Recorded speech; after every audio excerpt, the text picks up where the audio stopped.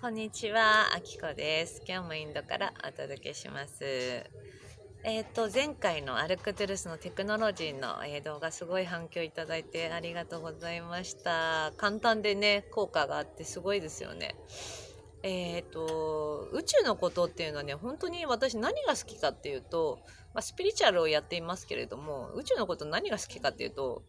早い、簡単、効果がすごいあるんですよ。だから好きなんですね。で、なんか現実に活かせるっていうこと活かせないと意味ないなと思ってて、だからどんどん使うっていうのが大事だと思いますし、なんかこういう一部の人が使えるものではなくて、波動がある程度安定していれば誰だって使えるんですよ。チャネリングもそうなんですけど、誰だってできますから、そういうのをやっぱどんどんお伝えしたいなと思ってて、やっぱこういう感じでね、効果を感じていただけて本当嬉しく思いました。たくさんのね、コメントもありがとうございます。で、今日は、前回のね、アルクトゥルスのテクノロジーの中で結構ご質問が出てたので、そこに対してお答えしていきたいと思います。で、なんかこう自分以外の人に対して、お願いすることはできるのかっていうことなんですけれども、このなんていうのかな、自分以外の人がどういうふうな状態になっていくかっていうことは、とにかくその人の、自由意志に委ねられているっていうことなんですね。だから自分ではないですから、その相手の人がどういうふうに思ってるかとか、どういうふうに魂が望んでいるかっていうのは、私たちはそこに対して介入できないんですね。自由意志っていうのは、だからこっちから苦しそうに見えるかもしれないけど、その人が本当に望んでいることは何かっていうのはわからないんですよ。そうなので、そこが自由意志を尊重するっていうのが宇宙の法則になりますので、私たちがやることっていうのは、やっぱりちょっとこうアルクトゥルスとかにもちろんお願いできますので、どんどんお願いしていくといいと思うんですけれども、そこに対してその人の自由意志が尊重されるっていうことが前提になりますね。だから、祈りに近いんじゃないかと思うんですね。私自身もやっぱりその旦那さんとか子供たちに対してとか、このアルクトゥルスのテクノロジーどんどん使ってます。あとは、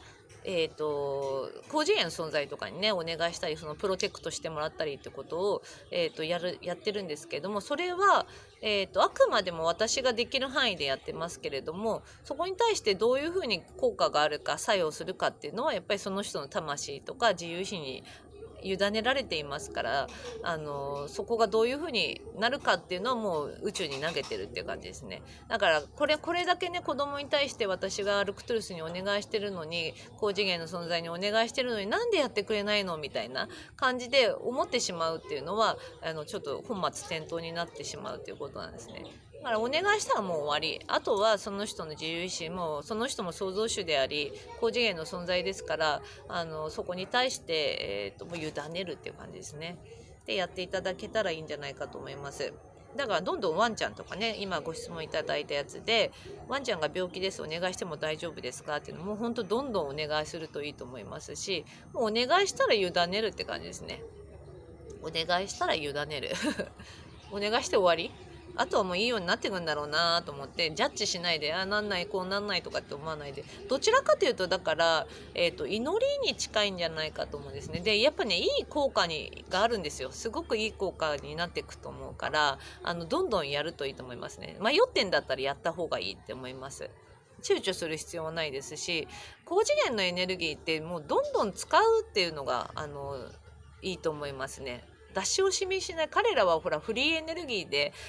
どんどん私たちに使ってほしいって言ってくれてるわけだから、どんどん使っていろいろ試してみる。あ、これ効果あったなとか、あ、これもできるんだっていう感じでやっていただくといいと思います。やっちゃいけないことなんて全然ないですから、やってみてください。で、あとね、障害児のお子さんですね。お子さんが障害があるのかな。で、体の不調があって、うまく喋れないお子さんに対してできるかっていうことなんですけど、もちろん、すごい、やっていただくといいと思いますので、お願いしてみてください。すごくいい効果を出してくると思います。で、ここもだからやっぱり委ねられてくる、その人の自由意志が委ねられてくると思うんですけれども、特にねお子さんとか自分と血がつながった存在っていうのはすごく効果を発揮しますね。やっぱりこう近いものがありますので通じるものがあるから。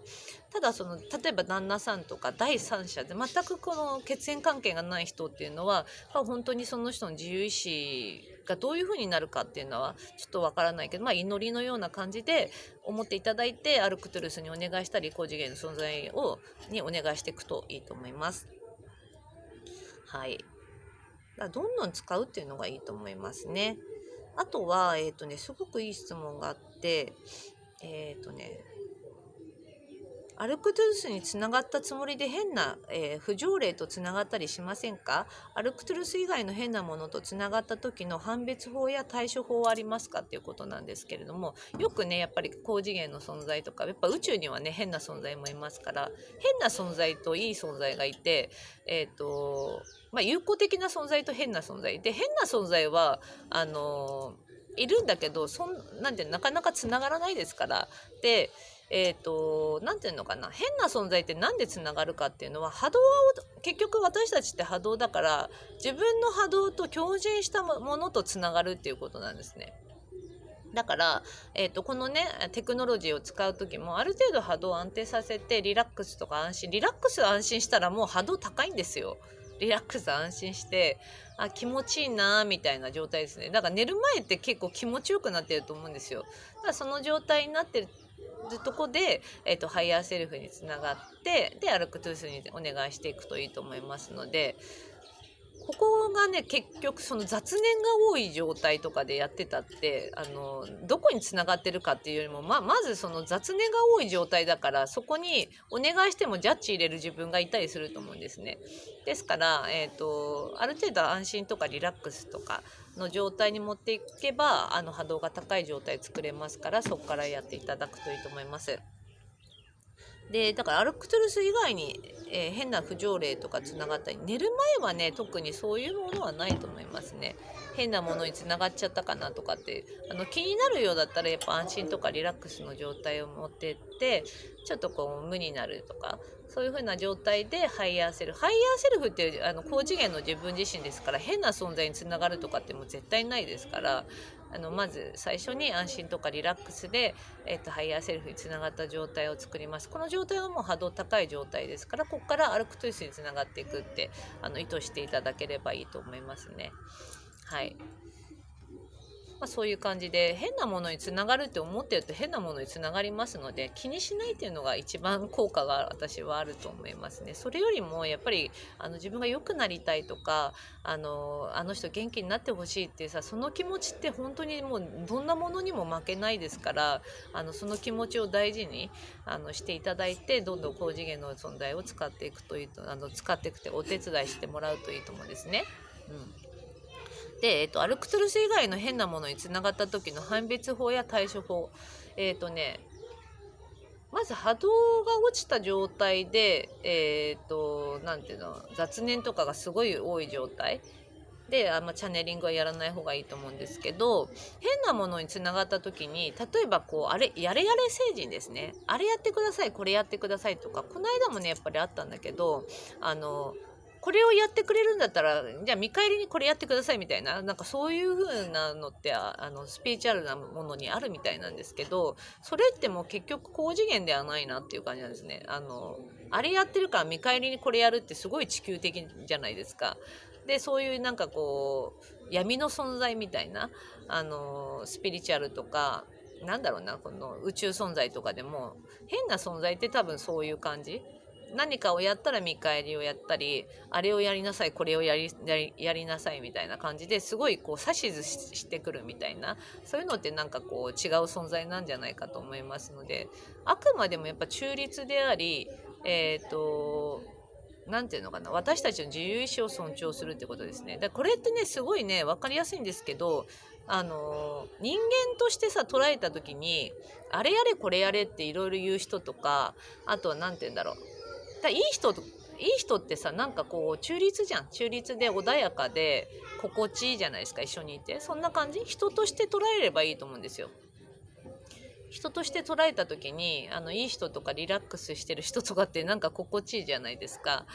そういう感じで、変な人ってさ、なんかほらあれやれこれやれとか、これやるんだったらあれやってもらえるとか、あと例えばすごい汚い言葉吐くとか、明らかにそういうのって高次元の存在じゃないと思いますので、いい人か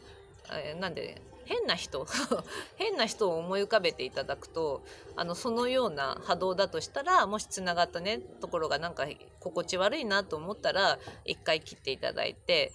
切り方としては、ミカエルとか呼んで切ってもいいと思うし、なんか切るって自分が思えばもう切れちゃいますから、そこで切ってリラックスとか安心の状態を作っていただいて、でそこでやっていただくといいと思いますね。そんな感じかな。判別方法ってそんな感じだから、全然難しく考える必要はなくて、あくまでもこう私たちの自由意志に、私たちのこうなんていうの、主体者は私たちですから、それぐらいの私たちにはパワーがあるってことですね。だからやっぱりパワーを明け渡したくない存在っているんですよ。私たちが力があるっていうことをなんだろう、それに分かってきちゃうと、そういう存在は介入できなくなっちゃうからね、波動を落としたい存在っていうのかなっていう感じになりますので、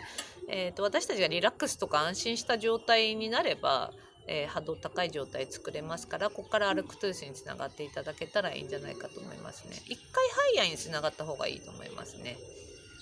でも寝る前にさ、ごちゃごちゃそんなことも考えてられないと思うから、リラックスとか安心なりますよね。今ちょっとリラックスとか安心な状態、これがハイヤーにつながった状態だから、ここからアルクトゥースにつながるって意図していけばいいですよ。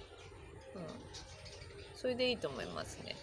だからリラックス安心の状態が作れなくて雑念が多い状態だったら、ちょっと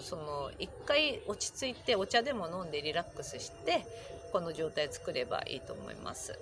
簡単でしょ。はい、